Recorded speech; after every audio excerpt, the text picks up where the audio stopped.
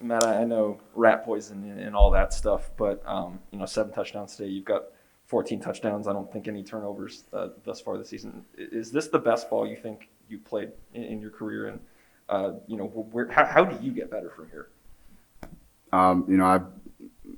I can name many mistakes that I made in that game, and it's just you guys don't see it because there's plays being made. But there is bigger plays that could be made if I don't make those mistakes. You know what I'm saying? So it's just keep being focused on those little things. Every little detail matters, and I think that's what's going to help us catapult in the next week. I ask you about just your willingness to run. Lane mentioned that on your own tonight you pulled the ball down and just took off because you saw a crease. Yeah. I mean, just talk about that if you will. All right. Well, it was back to back. We had the same play back to back. It was an inside zone, and the first time we ran it, they had a field blitz or not a field blitz. It was no, I want to say it was a field blitz. They brought the backer and they brought the field backer and the Mike backer, and so there was a man for me and there was a guy crashing for the back, so I had no choice but to give it.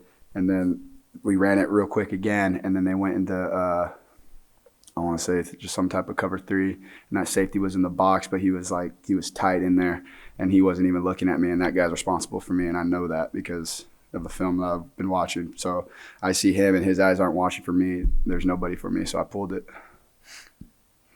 Matt Lane talked a little bit about just how he doesn't like the timing of the bye week coming after you guys have played so well for 3 weeks. Just what is your expectation for what you guys are going to do this week?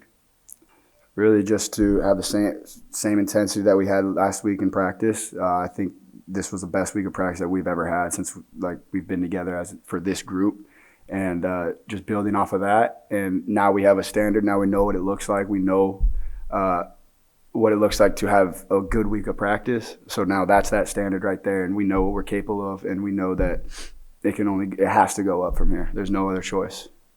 Has the word Alabama come out yet on the sideline? Not one. Not one? Nope.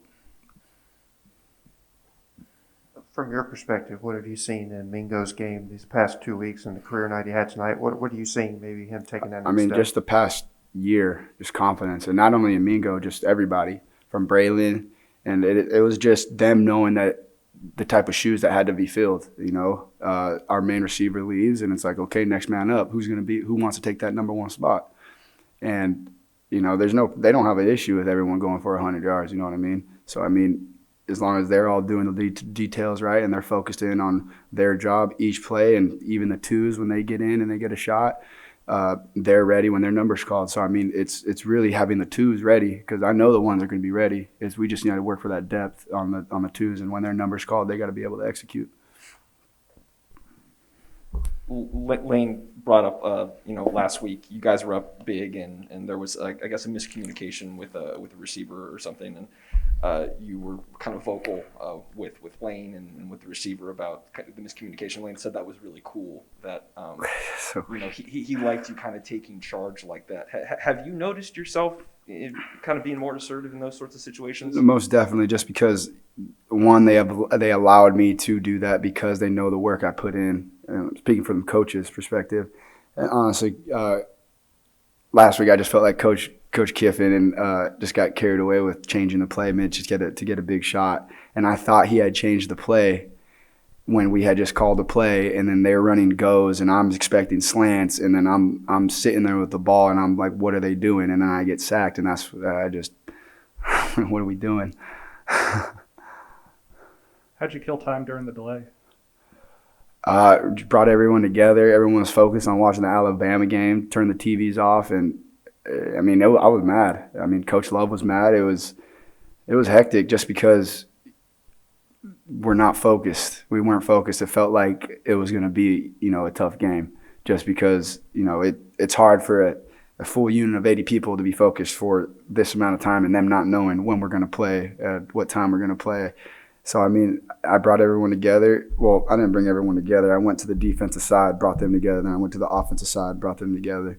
And I just told them, they got the same delay as us. We got to be focused longer than they are. So, it all comes down to you know, not worrying about another game rather than the one that we're about to play right now. So, I mean, it was just focusing on the little things. And, you know, when it gets a little loud in the locker room, that's not focused. You know, there's people who are really focused and they're in their locker not saying a word because they're thinking about their keys. They're thinking about the little details. Like, that's focused. Like, you can tell when there's little chattering just going around, and that didn't sit right with me. So I just had to say something.